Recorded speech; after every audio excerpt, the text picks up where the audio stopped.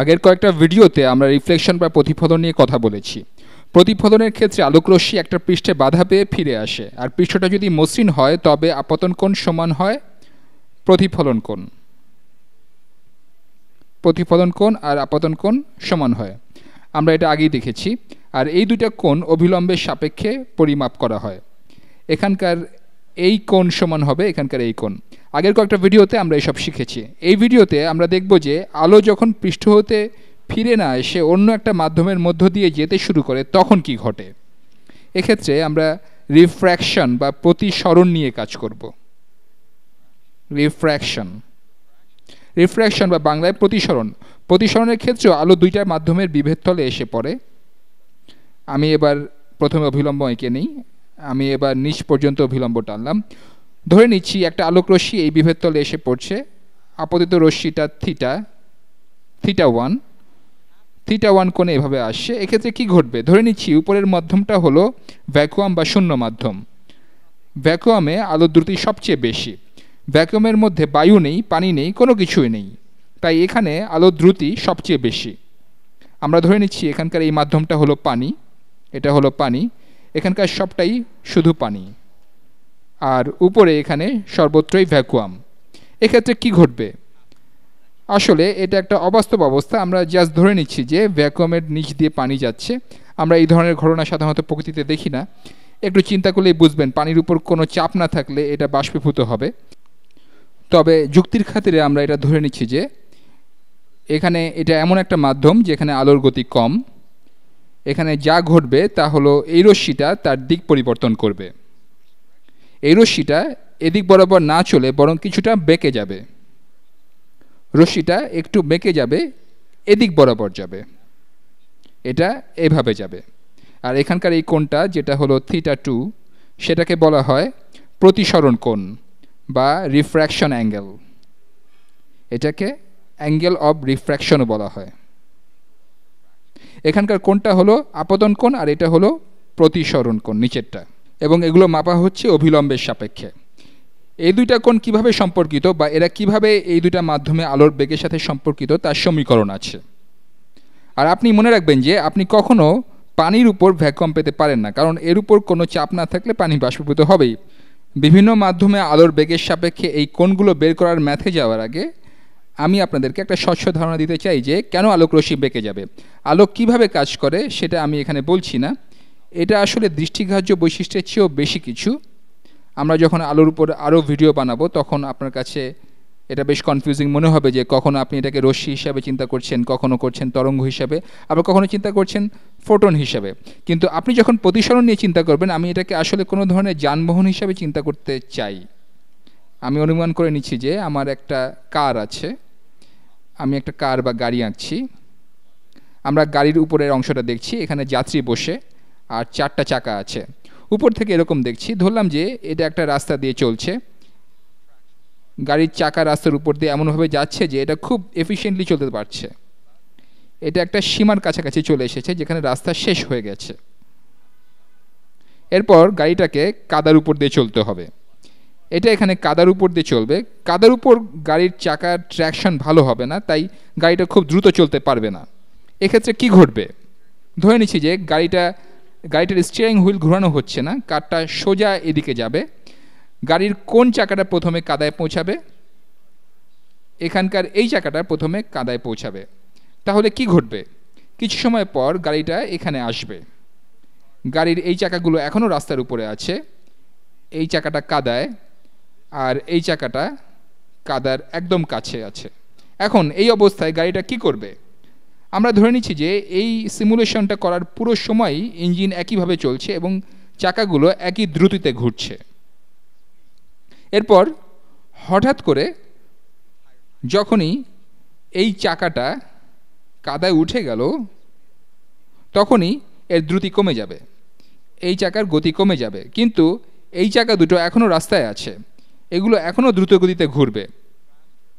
তাহলে গাড়ির ডান পাশটা দ্রুত গতিতে চলবে বাম পাশের তুলনায়। তাহলে কি ঘটবে? আপনি সবসময় দেখেন যে আপনার ডান পাশে যদি বাম পাশের চেয়ে দ্রুত গতিতে চলে আপনি ঘুরতে শুরু করবেন। এই গাড়ির ক্ষেত্রে একই ঘটনা ঘটবে, গাড়িটা ঘুরতে শুরু করবে, গাড়িটা একই দিকে ঘুরবে। গাড়িটা যখন কাদায় উঠে যাবে তখন গাড়ির দিক থেকে দেখলে গাড়িটা ডান দিকে ঘুরে যাবে। তাহলে গাড়িটা এবার এই দিকে যেতে থাকবে। এই সীমাতে আসলেই গাড়িটা ঘুরে যাবে। এখন আলোর অবশ্যই চাকা নেই আর আলো কাদার মধ্য দিয়েও যাচ্ছে না, কিন্তু এক্ষেত্রে বিষয়টা একই রকম। যখন আমি দ্রুতগতির মাধ্যম থেকে অল্প গতির মাধ্যমে যাচ্ছি, তখন আপনি ধরে নিতে পারেন যে আলোর চাকাগুলো যেগুলো অভিলম্বের দিকে আছে সেগুলো প্রথমে বিভেদ তলে আঘাত করছে, আর এর বেগ কমে যাওয়ার কারণে আলো ডান দিকে বেঁকে যাচ্ছে। এখন আপনি বিপরীত দিকের কথা চিন্তা করেন। আলো যদি এবার অল্প গতির মাধ্যম হতে আসে, এভাবে অনুমান করুন আলো এবার অল্প গতির মাধ্যম হতে বিভেদ তলে গিয়ে পড়ছে। আর আমরা যদি গাড়ির মতো করে বিষয়টা চিন্তা করি, তবে এক্ষেত্রে গাড়ির বাম পাশটা ধরে নিচ্ছি, গাড়িটা এখানে আছে, তাহলে গাড়ির বাম পাশটা প্রথমে বের হয়ে আসবে। এবার গাড়িটা দ্রুত গতিতে চলবে, তাই গাড়িটা এবার ডান দিকে কিছুটা ঘুরে যাবে, অনেকটা এরকমভাবে। আশা করি আলো কোন দিকে বেঁকে যাচ্ছে এটা কিভাবে বের করবেন সে সম্পর্কে আপনারা একটা ধারণা পেলেন। পরের লেভেলে স্নেলের সূত্র নামে একটা সূত্র আছে, স্নেলস ল বা স্নেলের সূত্র, স্নেলস ল। এই সূত্র আসলে যা বলছে তার পুরোটাই কোণ সম্পর্কিত। আমি এটা এখানে লিখছি। ধরি এই মাধ্যমে বেগ হলো বেগ 2 বা v2, আর উপরের মাধ্যমে বেগ হলো v1। আমি আরেকটা ছবি আঁকবো, আমি এটা মুছে দেব। আমি আসলে এই ভ্যাকুয়াম আর পানির বিভেদতলের বিষয়টা ঠিক পছন্দ করতে পারছি না, কারণ এটা খুব একটা অস্বাভাবিক লাগছে। প্রকৃতিতে এমনটা ঘটে না। এটা ভ্যাকুয়াম আর কাঁচ হতে পারে, এটা কিন্তু বাস্তবে আছে। ধরে নিই যে আমরা এটা করছি, এটা পানি নয়, এটা কাঁচ, এটা কাঁচ। আমি বরং এটা আবার আঁকি। আমি এবার কোণগুলো বড় করে আঁকবো। আমি আগে অভিলম্ব এঁকে নিই। এবার আপতিত রশ্মিটা এভাবে আসছে, আপতিত রশ্মিটা আসছে ভ্যাকুয়ামের মধ্য দিয়ে। এখানে রশ্মিটার গতি v1। ভ্যাকুয়ামের ক্ষেত্রে এটা আলোর দ্রুতিতে চলবে। ভ্যাকুয়ামে আলোর দ্রুতি হলো c, যার মান 300,000 কিলোমিটার পার সেকেন্ড অথবা 300 মিলিয়ন মিটার পার সেকেন্ড। আমি জিনিসটা লিখি, c হলো ভ্যাকুয়ামে আলোর বেগ, এটা সমান 300,000। আসলে এটা পুরোপুরি 300 নয়, তবে আমি মোটামুটি একটা নাম্বার লিখছি, অ্যাপ্রক্সিমেটলি 300 মিলিয়ন পার সেকেন্ড। এটা হলো ভ্যাকুয়ামে আলোর বেগ, এটা ভ্যাকুয়ামে আলোর বেগ। ভ্যাকুয়াম বলতে আপনার কার্পেট পরিষ্কার করার মেশিনটাকে আমি বোঝাচ্ছি না। আমি শূন্যে এমন একটা জায়গার কথা বলছি যেখানে কিছুই নেই, যে জায়গায় কোনো বায়ু বা গ্যাস বা কোনো অণু কোনো কিছুই নেই, সেই জায়গাটাই হলো ভ্যাকুয়াম। সেখানে আলো এই গতিতে চলে, এই মাধ্যমে রশ্মিটা অনেক দ্রুত গতিতে চলে। এই ব্যাপারটা কিন্তু যে কোনো দুটো মাধ্যমের ক্ষেত্রে প্রযোজ্য। ধরে নিচ্ছি রশ্মিটা এরপর কাচের মধ্যে দিয়ে যাবে, কাচের মধ্যে এর গতি কম হবে। আর উদাহরণস্বরূপ আমরা জানি যে গাড়ির এই পাশটা প্রথমে অল্প গতির মাধ্যমে প্রবেশ করবে আর ডান দিকে বেঁকে যাবে।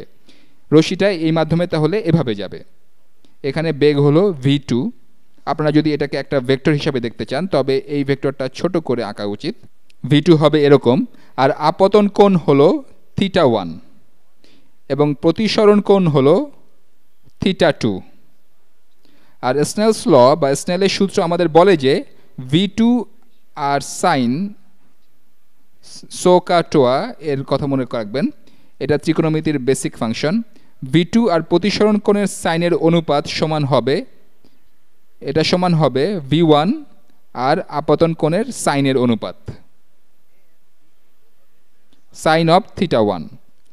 এটা এখন কনফিউজিং মনে হতে পারে, আমরা পরের কয়েকটা ভিডিওতে এটা ব্যবহার করব। কিন্তু আমি আপনাদেরকে দেখাতে চাই যে স্নেলের সূত্রকে আপনি আরও অনেকভাবে দেখতে পারেন। আপনি ইন্ডেক্স অফ রিফ্র্যাকশন বা প্রতিসরাঙ্ক ধারণাটার সাথে পরিচিত হয়ে থাকতে পারেন। আমি এটা লিখছি, ইন্ডেক্স অফ রিফ্র্যাকশন বা রিফ্র্যাকশন ইন্ডেক্স, বাংলা একে বলে প্রতিসরাঙ্ক। এটাকে কোনো একটা মাধ্যমের উপাদানের জন্য সংজ্ঞায়িত করা হয়, যেমন ভ্যাকুয়ামের প্রতিসরাঙ্ক বা বায়ুর বা পানির প্রতিসরাঙ্ক। এটাকে সাধারণত n দিয়ে প্রকাশ করা হয়। আর এটাকে এভাবে সংজ্ঞায়িত করা হয় যে এটা সমান ভ্যাকুয়ামে আলোর বেগ, যেটা হলো c ডিভাইডেড বাই সেই মাধ্যমে আলোর বেগ, এটা হলো সেই মাধ্যমে বেগ। তাহলে এখানকার এই উদাহরণে আমরা এটাকে সাজিয়ে প্রতিসরাঙ্কের মাধ্যমে লিখতে পারি। এটা করা যাক। স্নেলের সূত্রকে অনেক সময় এভাবে লেখা হয়। আমি এখান থেকে v এর মান বের করতে পারি। আমি এভাবে লিখি, যদি n সমান c বাই v হয়, তবে v সমান হলো c ডিভাইডেড বাই n। আমি এই সমীকরণের উভয় পক্ষকে v দিয়ে গুণ করেছি। তাহলে মাঝখানের স্টেপটা হলো উভয় পক্ষকে v দিয়ে গুণ করা। আপনি পান v গুণ n সমান হলো c। এর উভয় পক্ষকে n দিয়ে ভাগ করলে পাবেন v সমান c বাই n। তাহলে আমি এই স্নেলের সূত্রটাকে ভিন্নভাবে আবার এভাবে লিখতে পারি। এখানে আমি v2 এর বদলে অন্য কিছু বসাতে পারি। আমি v2 না লিখে লিখতে পারি আলোর দ্রুতি ডিভাইডেড বাই এই মাধ্যমের উপাদানের প্রতিসরাঙ্ক, এটাকে বলছি n2। এখানকার উপাদানটা হলো ম্যাটেরিয়াল 2, এটা আর v2 একই জিনিস, divided by sine of theta 2। এটা সমান হবে v1 হলো c divided by n1 divided by sine of theta 1। আমরা এটাকে একটু সিম্পলিফাই করতে পারি। আমরা এই সমীকরণের উভয় পক্ষকে আমরা কয়েকটা জিনিস করি। আমরা এখানে সবচেয়ে সহজ যেটা করতে পারি তা হলো এই সমীকরণের উভয় পক্ষকে লব ও হরকে উল্টে দিতে পারি। এটা করলে আমরা পাবো sine of theta 2 divided by c by n2। এটা সমান হলো sine of theta 1 divided by c by n1। এবার এটার বাম পক্ষের লব ও হরকে n2 দিয়ে গুণ করছি। তাহলে আমরা n2 বাই n2 গুণ করলাম, এতে মানের কোনো পরিবর্তন হলো না কারণ এর মান হলো 1। এখন এটা আর এটা বাদ হয়ে যাবে। এখানেও একই কাজ করব, লব ও হরকে n1 দিয়ে গুণ করব, n1 বাই n1। তাহলে এটা আর এটা বাদ হয়ে যাবে। তাহলে আমরা পাচ্ছি n2 sine of theta 2 by c সমান হলো n1 sine of theta 1 by c।